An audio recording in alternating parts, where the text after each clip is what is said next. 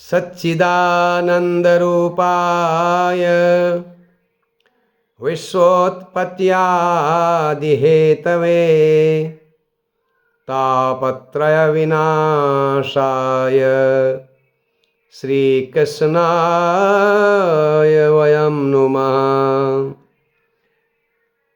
श्रीमद्भागवत महापुराण के महात्म्य की श्रृंखला में आपने पिछले प्रसंग में श्रीमद्भागवत किस प्रकार से सुनना चाहिए, उसका अनुष्ठान कैसा होना चाहिए, इसके बारे में कुछ श्रवण किया।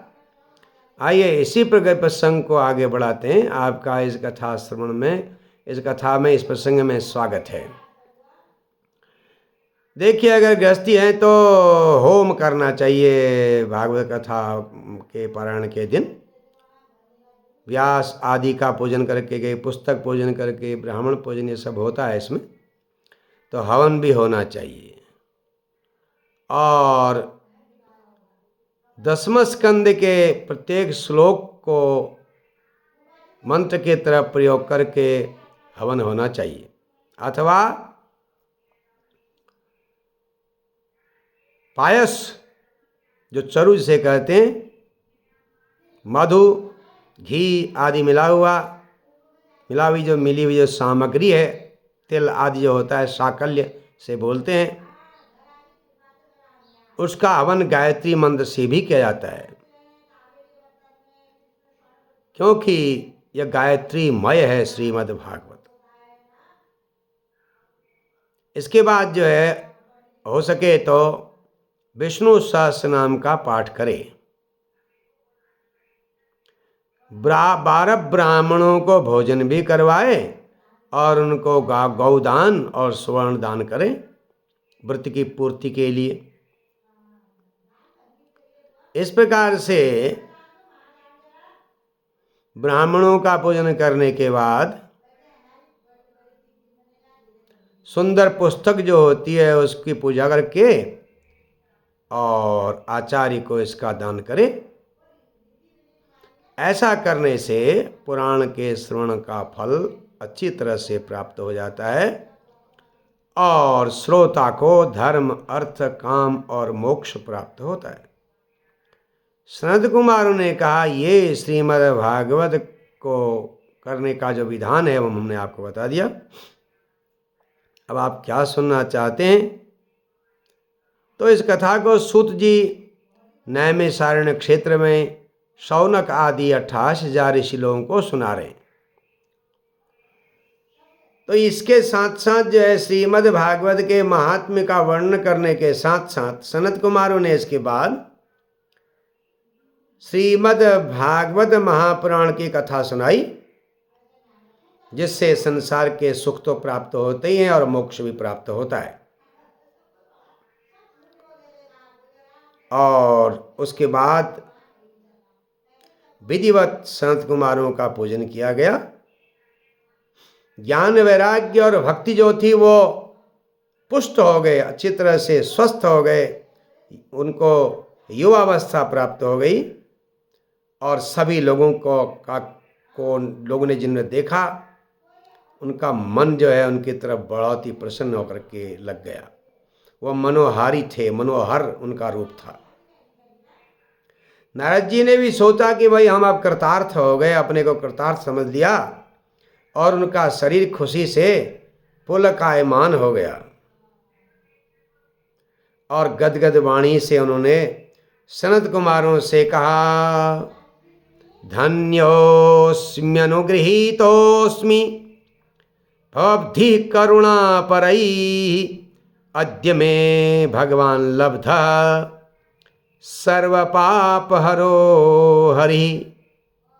नारद जी ने संत कुमारों के सन्मुख विनती करते हुए कहा, मैं धन्य हो गया हूँ, आपने मुझे अनुग्रहित कर दिया है, दया कर करके आप बड़े दयालु हैं महाराज।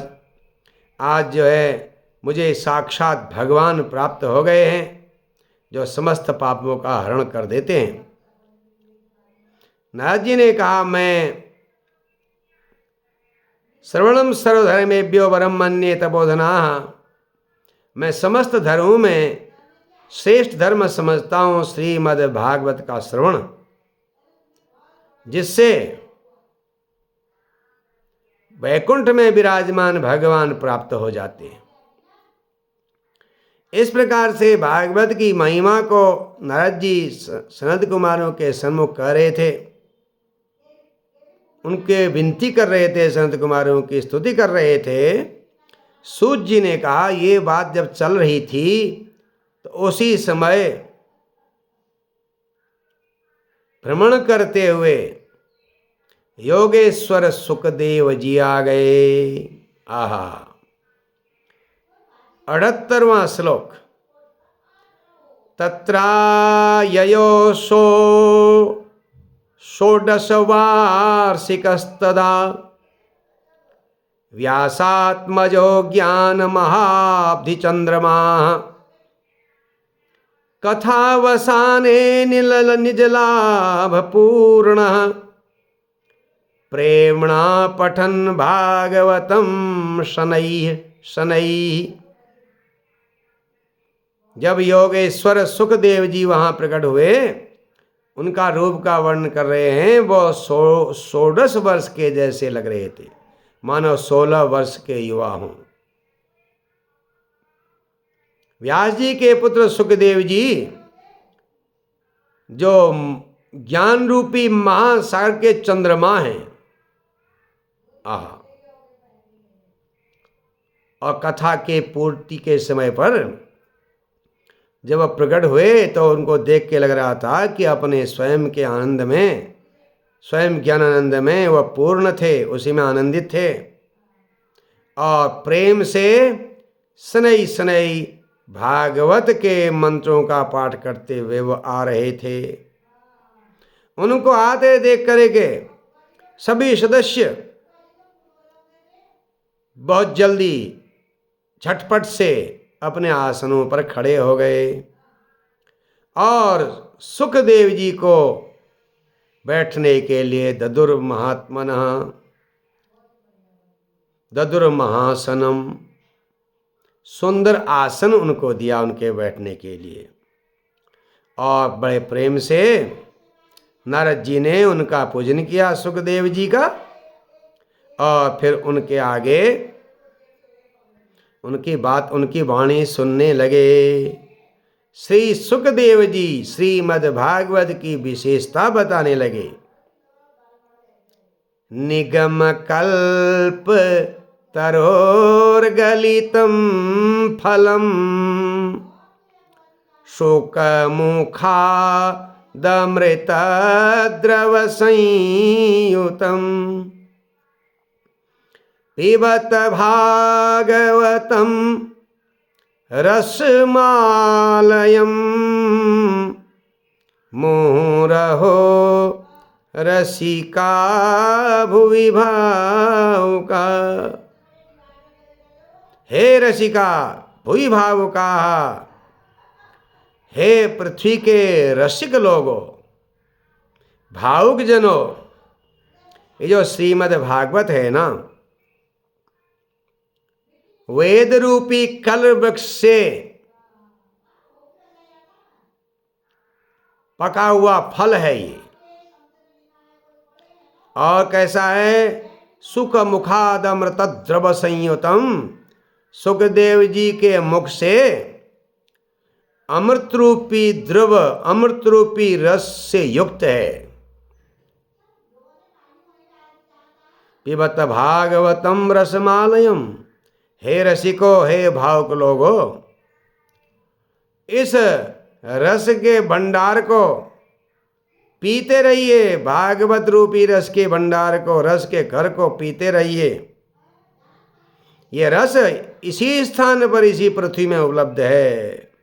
मुहुः मुहुः पिबत, इसको बार बार पीते रहें। आहा, इस प्रकार भागवत की महिमा को सुखदेव जी कहने लगे। जब सुखदेव जी ये चर्चा कर रहे थे, जब उन्होंने कहा कि स्वर्ग में, सत्यलोक में और कैलाश में भी ये रस उपलब्ध नहीं है, इसलिए आप भाग्यशाली हैं इस पृथ्वी में ये रस उपलब्ध है, आप इसको पीते रहिए, बिल्कुल मत छोड़िए। सूत जी ने कहा, एवं ब्रुवाणे सती बादरायणो मध्य सभायाम हरिराविरासीत। इस प्रकार जब श्री सुखदेव जी सभा के बीच में श्रीमद् भागवत जी की महिमा का बखान कर रहे थे, तो उसी समय मध्य सभायाम हरिराविरासीत, सभा के मध्य में भगवान श्री हरि प्रकट हो गए। आहा, उनके साथ प्रहलाद बल्युद्ध फाल्गुनादि वीरव्रत सुरर्षिस्ता पूजततान, उनके साथ जो थे ना, वो किनसे घिरे हुए थे? भगवान हरि प्रहलाद हैं, बलि हैं उनके भक्त, उद्धव हैं, फाल्गुन का मतलब अर्जुन हैं, ये उनके जो भक्त लोग हैं, उनके जो पार्षद हैं, ये इन लोगों ने चारों तरफ से भगवान को घेर रखा है, उनके बीच में भगवान प्रकट हुए हैं। इस प्रकार भगवान को देख करके नारद जी बड़े प्रसन्न हो गए और उनने प्रसन्नता के साथ एक सुंदर दिव्य आसन भगवान को दिया, जिसमें भगवान बैठ गए, पधार गए, और सब लोग भगवान के सन्मुख कीर्तन करने लगे। इसी समय भवो भवान्या कमलासनस्तो तत्रागमत कीर्तन दर्शनाय। शंकर भगवान पार्वती के साथ और कमलासन माने ब्रह्मा जी भी वहाँ पहुँच गए कीर्तन देखने के लिए। अब कीर्तन कैसे हुआ उसकी चर्चा कर रहे हैं। प्रहलादस्तालधारी तरल गति तया चोद्धव कांस्यधारी वीणाधारी सुरर्षि स्वर कुशलतया राग करता अर्जुनो भूत। इंद्रो वादीन मृदंगम जय जय सुकरा कीर्तने ते कुमारा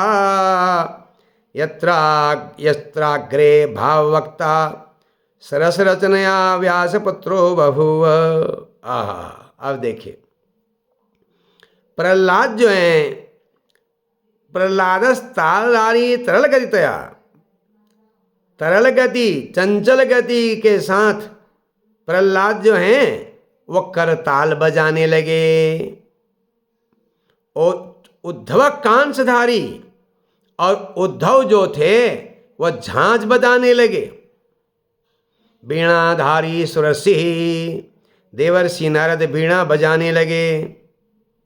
स्वर कुशलतया राग करता अर्जुनो भूत, स्वर विज्ञान में कुशल होने के कारण, संगीत के स्वरों में दक्ष होने के कारण अर्जुन जो थे वह राग गाने लगे, राग बजाने लगे।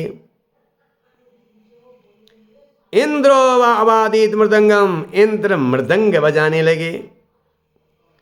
और सनत कुमार जय जय शब्द करने लगे, जय जयकार करने लगे। और उनके सन्मुख में बड़े भाव के साथ भाववक्ता जो हैं सुखदेव जी जो हैं, सुंदर सरस रचनया, सुंदर रचना के साथ भाव भंगिमा से भाव को प्रकट करने लगे।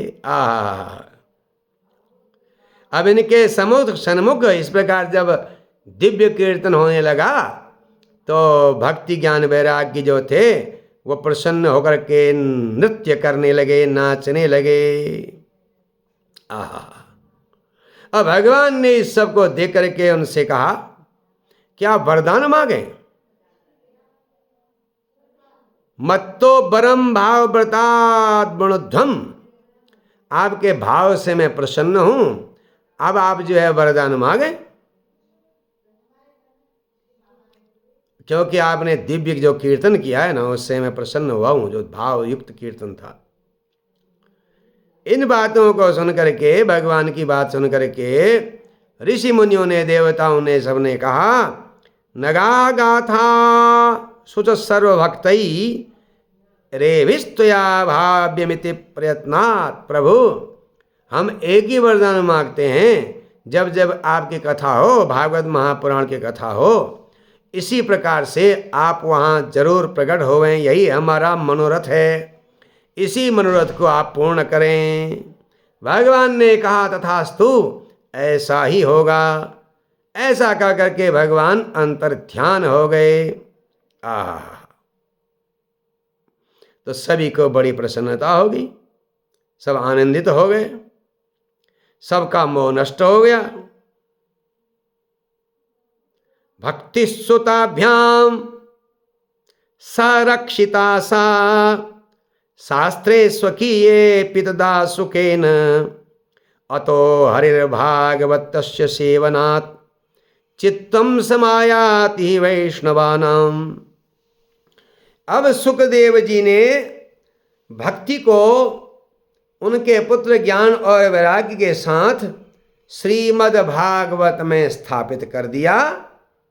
इसीलिए भागवत सेवनात्, भागवत महापुराण की कथा श्रवण करने से भगवान जो हैं वैष्णवानाम चित्तम हरि समायाति, भगवान वैष्णव के चित्त में प्रकट होते हैं, वैष्णव के चित्त में वह आ जाते हैं, उनका साक्षात्कार होने लगता है। दारिद्र्य दुख ज्वरदाहितानां माया पिशाची परिमर्दितानां संसार सिंधो परिपातितानां क्षेमाय वै भागवतम प्रगर्जति। दारिद्र आदि दुखों से, दरिद्र रूपी दुख का जो ज्वर है, दरिद्र दुख आदि का जो ज्वर है, इस ज्वर से जो संसार के लोग जल रहे हैं, माया पिशाची परिमर्दितानाम, माया रूपी पिशाची ने जिनको जो है परेशान कर दिया है, दुखी कर दिया है, और संसार सिंधो परिपातितानाम, जो लोग संसार रूपी सागर में जो इनको गिरा दिया गया है, उनके लिए क्षेमाय वै भागवतम प्रगर्जति, उन सब के कल्याण के लिए भागवत गर्जना करता है। अर्थात भागवत के श्रवण से ये दुख दारिद्र्य नष्ट हो जाता है, माया पिशाची भी दूर हो जाती है, माया से भी मनुष्य पार पा जाता है और संसार सागर से उसकी मुक्ति हो जाती है। ये था संक्षेप में श्रीमद् भागवत महापुराण के महात्म्य के छठे स्कंद का, छठे अध्याय, क्षमा कीजिए, छठे अध्याय का विश्राम। आगे अब आप श्रीमद् भागवत कथा का श्रवण करेंगे। हर हर महादेव।